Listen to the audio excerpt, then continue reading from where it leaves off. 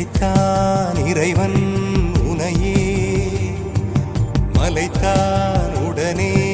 அவனே